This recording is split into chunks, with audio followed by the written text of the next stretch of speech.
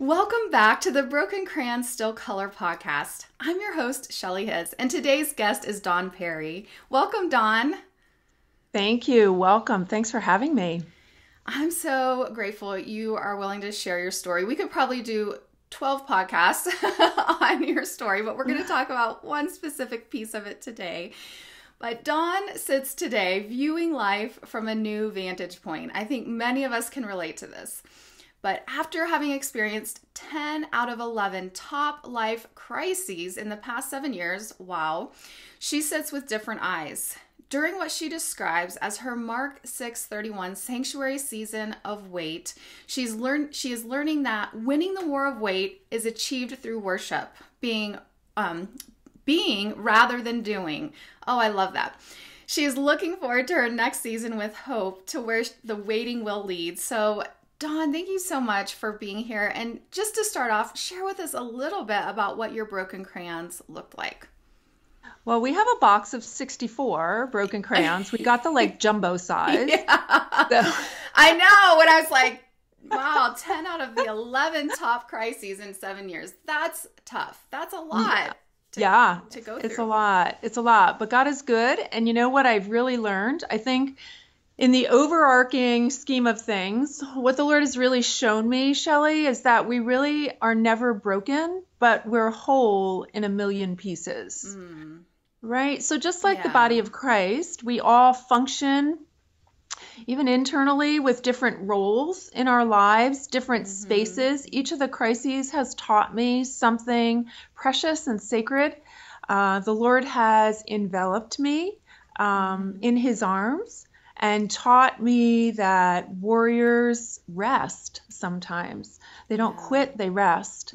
So through each season, I've seen his grace. I've seen the footprint of what he's doing.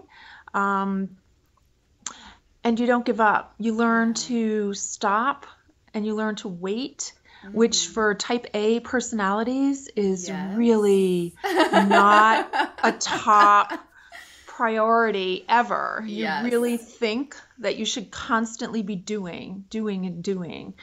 And sometimes I have found personally that in my doing, I was actually undoing and I was getting in God's way. Wow, there's so much right there. But before we unpack some of that, because I want to unpack a little bit more in depth, but just touch on what kind of crises you walked through, just so we can get an idea of what you had to face these last 7 years. Sure. So starting in the fall, actually Thanksgiving season of 2009, we started with an abduction attempt on one of my children. Wow. Yeah. So we dealt with that. We dealt then the following February with a paralyzing accident of another child. Oh my goodness. And you know what we learn in crisis is that everybody breaks.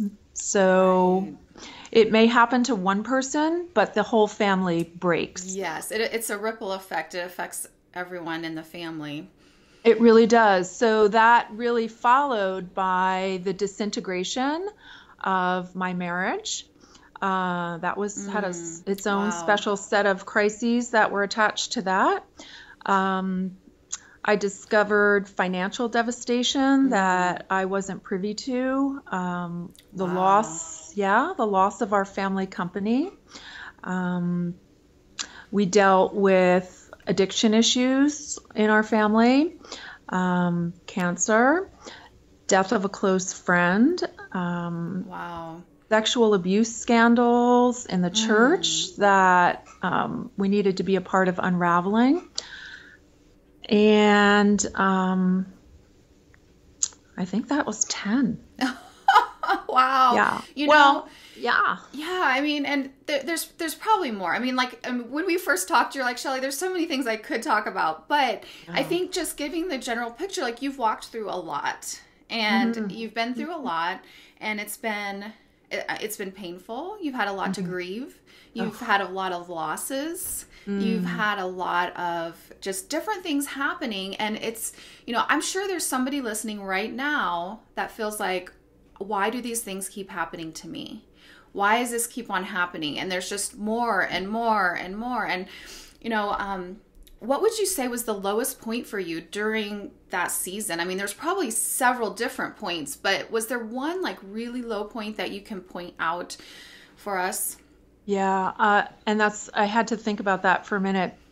And I think, Shelley, each one of those crises was kind of like God's attempt at a wake-up call to me to live transparently, something that I really was not good at. I really wore my abilities very well, and they masked a lot of things in my life, right? So the low point for me was actually as I looked in the rearview mirror when I was driving down my driveway for the last time with my car packed, with whatever was in my car and a couple $100 in my checking account, leaving.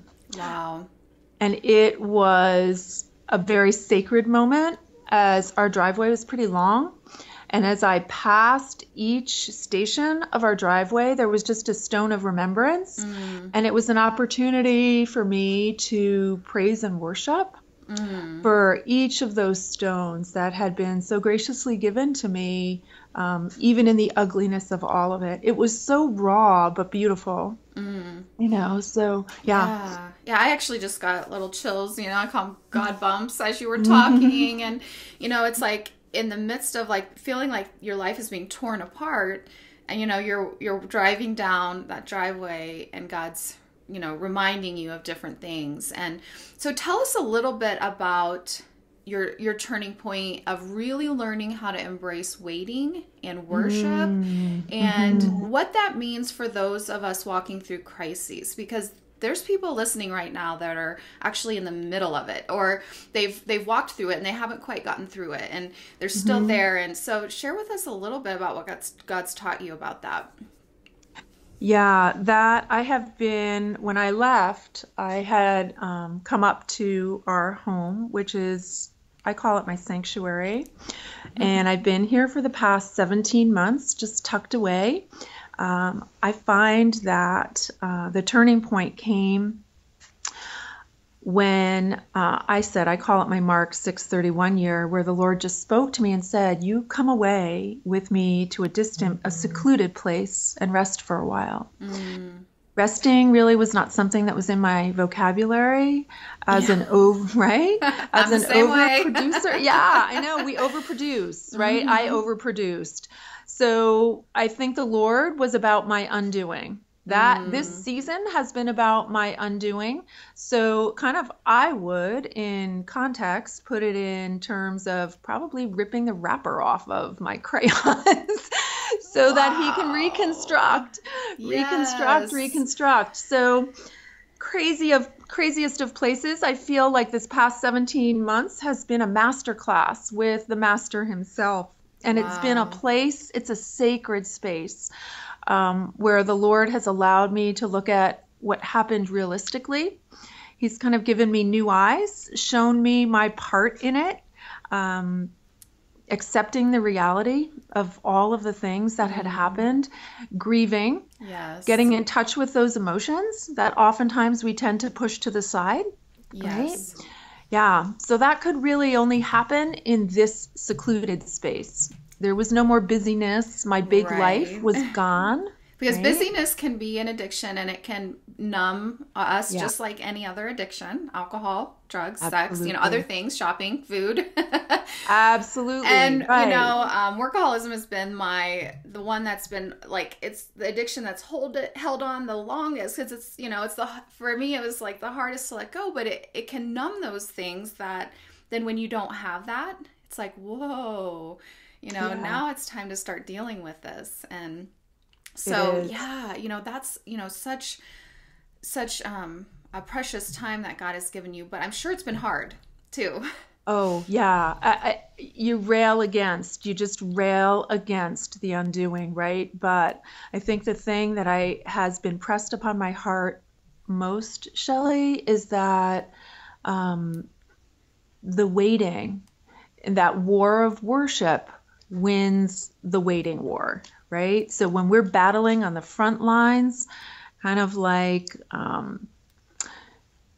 so many times when the walls of Jericho were stormed and we are just standing there doing things that kind of from the human eye would look absolutely ridiculous. Right. Right? So marching around walls with trumpets while your life is crumbling, you learn that that's where those battles are won.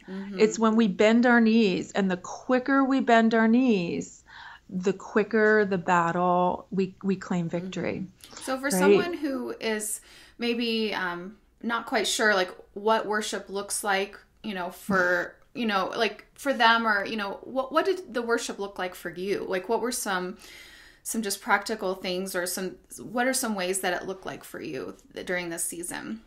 Thank you. Yeah, it's been a sacred time of trial and error. I have gone to places that I, in my old life, would never have been seen. Dealing with the broken, you realize you are one of them, right? And so you go where the broken are. And when I sit here alone, so I was without a community for a large part of that time. And so it was an intensive one-on-one. So worship looked like, and I'm glad I live in the woods because screaming, yelling, there was really a lot of on my face, shouting at the top of my lungs, marking certain things that were happening for victory in the Lord. Shelley, I think one of the biggest keys to worship has been to really lean into and learn to understand the power that we have as His beloved daughters. We have a lot of power. And when we take the ground that He has already given us by sitting at His feet and adoring Him, that unleashes Him to do what only He can do. Yes. And I love that you were just real of worship. It is not always pretty. No. It's not always wrapped in a nice box with a pretty bow. Sometimes it's just raw and real. And I've had times too where I'm like screaming in my pillow because I am, in a condo or whatever, but like, and punching and, sometimes we just have to allow some of those emotions to come through, and the Lord can handle it. He knows. Read the Psalms. David poured out his heart to the Lord. And I think worship many times is just that, pouring out our hearts to the Lord. It's not this Pinterest, Instagram type of like beautiful, pretty, perfect looking thing. It's real, it's raw, and it's sometimes silence. Yeah, and sitting and learning to listen. Listening. And so I just wanted to read that verse you shared earlier, Mark 6:31. Do you have it in front of you? Yeah. Okay, could you read it for us? Yeah, sure. It's come away by yourselves to a secluded place and rest for a while. And I know someone listening right now needs to hear that, because so many times we don't even allow ourselves to rest. I don't know. Sometimes we don't think we deserve it, or it's not productive. It's not accomplishing anything. I recently went away on a 24-hour prayer and fasting retreat in a little retreat center in the woods here in Colorado. It accomplished more in that 24 hours than I could have, done just in the busy, in the regular life. So sometimes it is just so powerful to come away, whether that's just closing your bathroom door, coming away for 5 minutes, or sitting in your car, finding a place, finding a spot.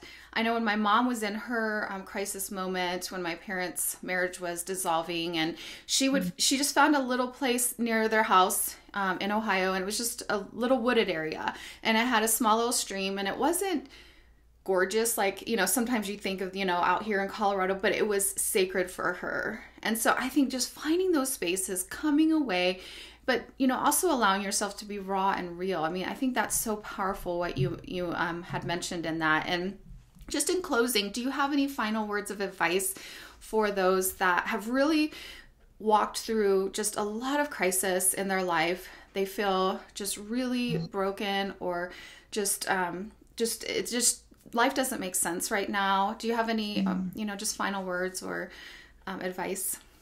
Yeah, so still going through. There are pieces of my things that are still unresolved, right? So still going through. And I think this is what keeps me pressing in. I asked myself this question. I asked myself two questions. One is, how much of my full potential do I want to have realized when I stand before God's throne? What's the percentage? Give me a number.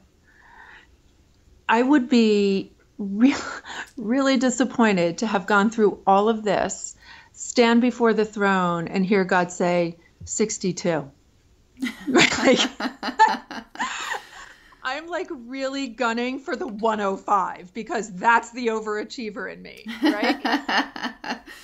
Then I have to ask my question because, these crises are a sacred trust, right?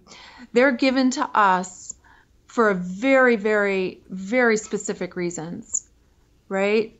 So, when Jesus said to Peter, Satan has demanded that you're going to be sifted like wheat. And when you come through, you turn around and you strengthen the brothers. So there's the sacred trust, Yes. right? That we have a responsibility for. So when I want to realize that full potential, when we want to realize that full potential of these crises, then I ask myself the second question, which is, what's keeping you? What's keeping me from realizing that full potential? And you need to be really honest, and you have to answer some serious introspection there. And I'm really learning that I need to throw off a lot of what's encumbering me to run the race well. Yes. And, I think that verse you shared about Peter was just so powerful of being sifted, but then to go and strengthen the brothers. And, there's also verses where we comfort others with the comfort we have received. And, we, during crisis, we either tend to draw towards God or away from him.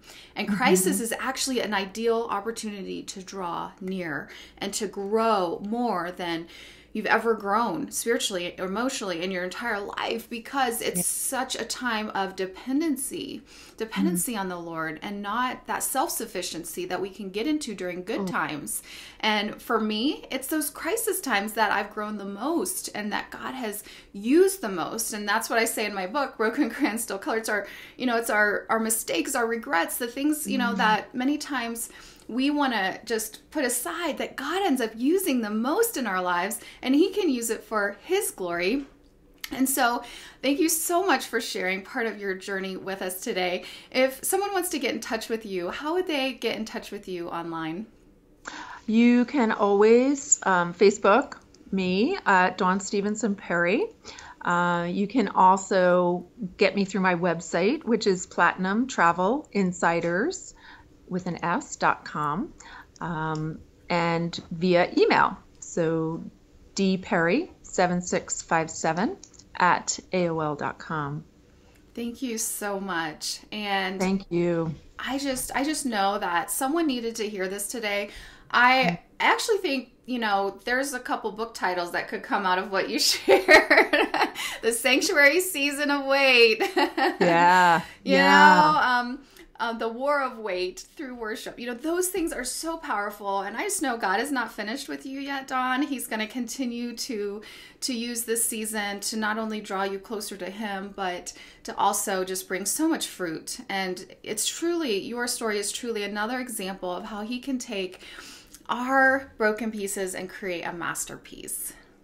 Yeah, thanks, Shelley. And you know what? In closing, I think I would probably say the biggest stories in Scripture, right, are achieved and accomplished through the people who were willing to follow him in blind trust to the scariest places, right? So Moses into the desert, or Esther into the throne room, or Shadrach, Meshach, and Abednego into the furnace. These are real scary places. So I think when we want to accomplish big things in the kingdom, we need to walk in those spaces.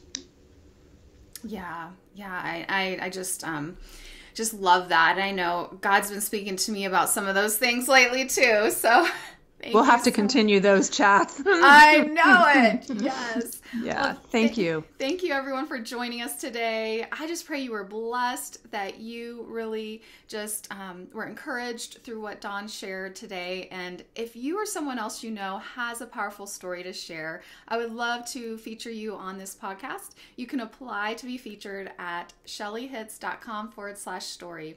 Thank you so much for joining us, and we'll see you next time. Bye-bye. Thanks. Take care.